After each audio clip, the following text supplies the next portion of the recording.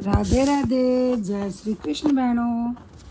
मैं सरोज जोशी आज आपको चंद्र छठ के बारे में बताना चाहती हूँ। भाद्रपद की कृष्ण पक्ष की षष्ठी को हल षष्ठी एवं चंद्र छठ मनाई जाती है। इसका व्रत कुंवारी कन्याएं रखती हैं।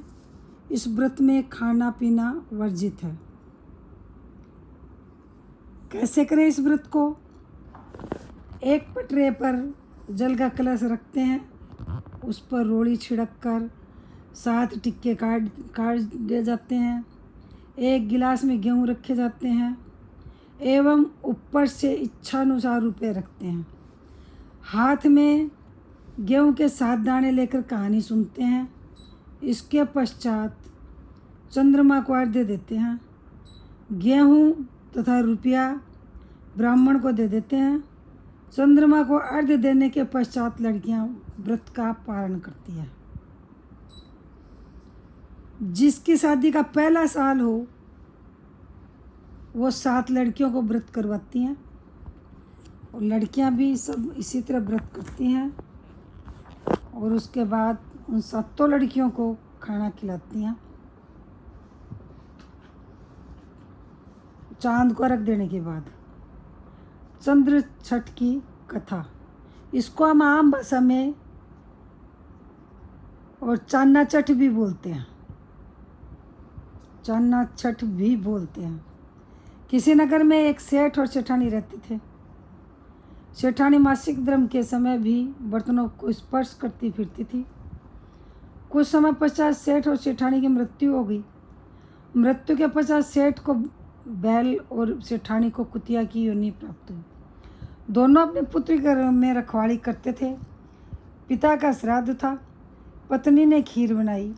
वह किसी काम से बाहर गई तो एक चील खीर के बर्तन में सांप डाल गई। बहू को इस बात का पता नहीं चला, पर कुतिया यह सब देख रही थी। उसे पता था कि खीर में चील सांप गिरा गई। कुतिया ने सोचा इस खीर को खाने से ब्राह्मण मर जाएंगे। अतः कुतिया ने खीर के भगोने में मुंह डाल दिया। गुस्से में भरकर बहू ने कुतिया को जलती लकड़ी से मारा, जिससे उसकी रीढ़ की हड्डी टूट गई। बहू ने एक खीर फेंक दी और दूसरी खीर बनाई। सब ब्राह्मण भोजन करके चले गए, परंतु बहू ने कुतिया को जुठन तक नहीं दी, क्योंकि उसको गुस्सा आया हुआ था कि उसने खीर जुट्ठी करी और उसने खीर इसलिए जुट्ठी करी थी, उसमें सांप था। रात होने पर कुतिया और बैल बातें करने लगे। कुतिया बोली, आज तो तुम्हारा श्राद्ध था, तुम्हें तो खूब खाने को मिला होगा। मुझे तो आज कुछ भी खाने को नहीं मिला, उल्टा मेरी पिटाई और हो गई। उसने उपरोक्त खीर और सांप वाली बात बैल को बता दी। बैल बोला, आज तो मैं भी भूखा हूँ, कुछ खाने को नहीं मिला। आज तो और दिनों की अपेक्षा काम भी अधिक करना पड़ा। बेटा और बहू बैल तथा कुतिया की वार्तालाप सुन रहे थे। बेटे ने पंडितों को बुलाकर पूछा कि उसके माता पिता किस योनि में हैं। पंडितों ने बताया कि कुतिया की योनि में और बाप बैल की योनि में तुम्हारे घर में है। लड़का सारा रहस्य जान गया।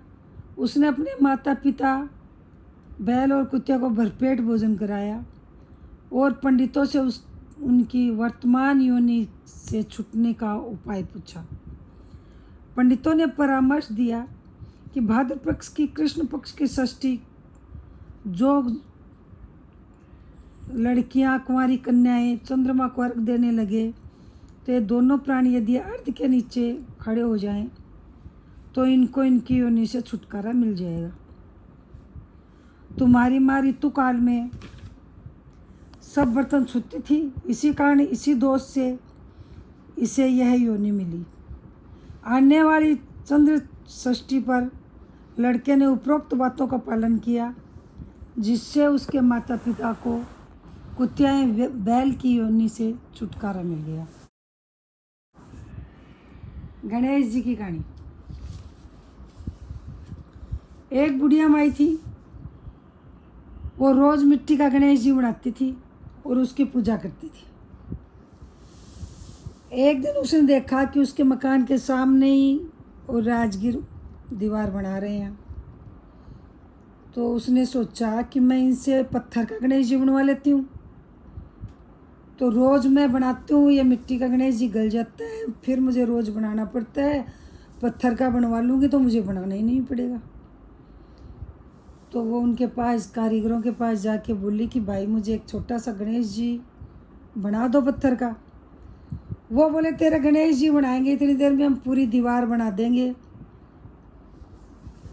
तो राजा हमें इनाम देगा। बुढ़िया बेचारी सुस्त होके, उदास होके वापस अपने घर आ गई। गणेश जी ने सोचा कि इनको तो चमत्कार दिखाना चाहिए, तो उनकी दीवार टेढ़ी कर दी। अब वो दीवार बनाए, दीवार टेढ़ी हो जाए, दीवार बनाए, दीवार टेढ़ी हो जाए,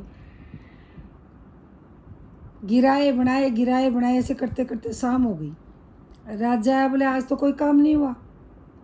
बोले महाराज पता नहीं, आज एक सुबह सुबह बुढ़िया आई थी, उसने कहा मैं पत्थर का गणेश जी बना दो।